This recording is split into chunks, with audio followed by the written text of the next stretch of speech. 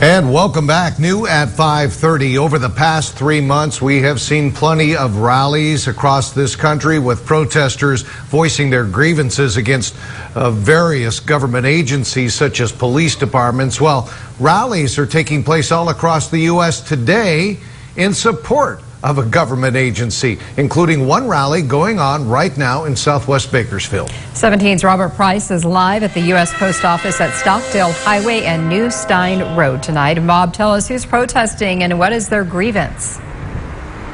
Jim, Tammy, I'm outside 93309 headquarters, also known as the Post Office at Stockdale Highway, California Avenue in New Stein. And there's a small but hearty group here hanging out in the August heat.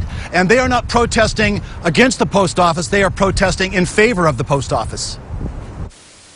In late August, the Postal Service warned 46 states that their deadlines for requesting absentee ballots might not provide sufficient time for ballots to be mailed to voters and returned to the elections office with the required Election Day postmark. In response to that and other concerns, the American Postal Workers Union chose today as a day of action, inviting their members and supporters to gather at local post offices throughout the country to stop what they say are harmful service cuts and mail delays.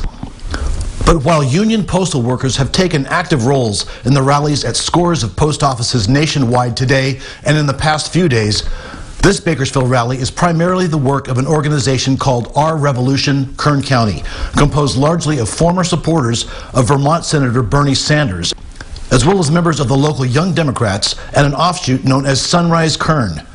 Their concern: perceived efforts by the Trump administration to delegitimize the outcome of the November election by undermining the vote-by-mail process. Neil Sinapa of the Kern County Democratic Party, one of the organizers, says Americans should have confidence in the U.S. Postal Service because postal workers themselves do. What they're trying to do is slowly dismantle the USPS to have less faith in being able to turn in mail-in ballots, especially with Corona going on right now as well. You know, if you connect the dots here, you can see how it benefits Trump, it benefits the Republican Party, and it's really, you know, the misinformation campaign coming from the executive office. Gabrielle Gonzalez is another rally organizer. I believe it's a threat to our democracy to remove that essential service that we need. We need to vote by mail. We're in a pandemic because of COVID. But House Minority Leader Kevin McCarthy of Bakersfield, in a press release issued last week prior to the House's vote to bolster the UPS with an emergency allocation, said Democrats' complaints about the president's actions and statements about the post office are off base. He called the accusation Speaker Pelosi's mailbox myths and claimed Trump is not trying to defund the post office or remove mailboxes. McCarthy's campaign was all for naught. The House voted to allocate $25 billion to the USPS. Americans may or may not love the post office, although we've seen plenty of evidence they love their postal carriers. But this is the first time many of us have seen this kind of love for a federal government agency. IRS, eat your heart out. Jim, Tammy, we are, it's hot, it's loud.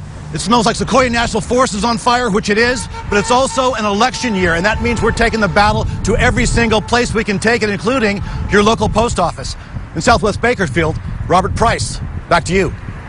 All right, thanks for that. Bob tells us he did try to get a hold of the local Postal Workers Union office, but was not successful, and a local post office official declined to comment.